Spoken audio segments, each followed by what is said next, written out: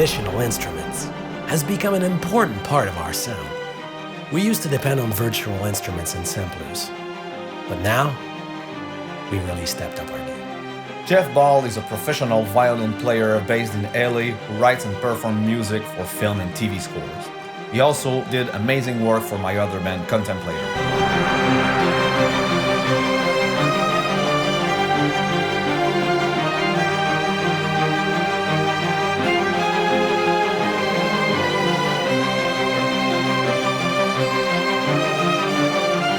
This album is loaded with melodies, and Jeff really brought them to life.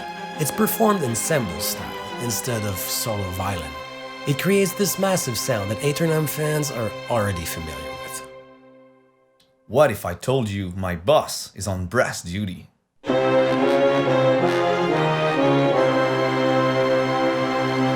I work as a video game sound designer, and most people who do this job are also musicians.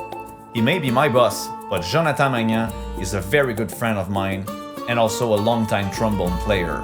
He was kind enough to lend us his talent to perform pounding brass sections, which are an important piece of any Aeternam song.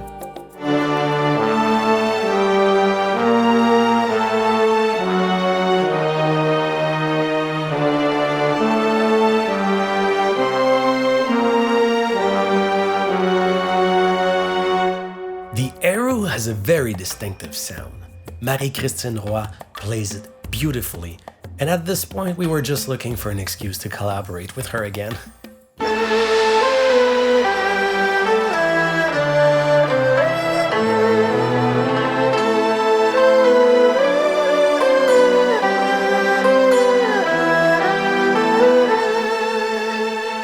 Kristen Nagus is an Orlando-based professional winds and reeds player. The fact that she plays so many traditional instruments was appealing to us, as she could pretty much record every single one we wanted, whether it's ney flute, Armenian duduk, or Chinese didzi.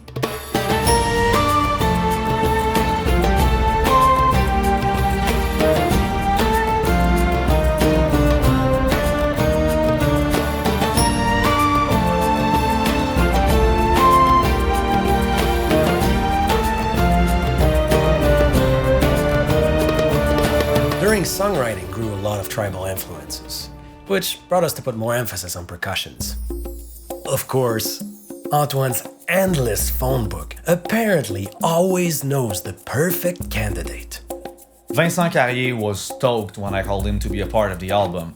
On top of being a world-class player, he owns one of the biggest collection of ethnic perc instruments we know of. We were just as excited to have him on board.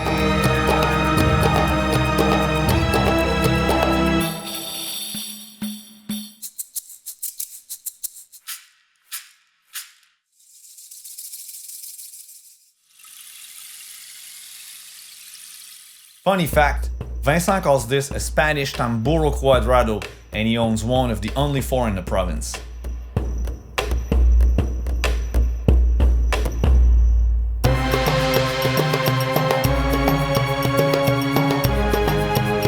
This spiderweb of collaborations clearly marks a new standard for the band.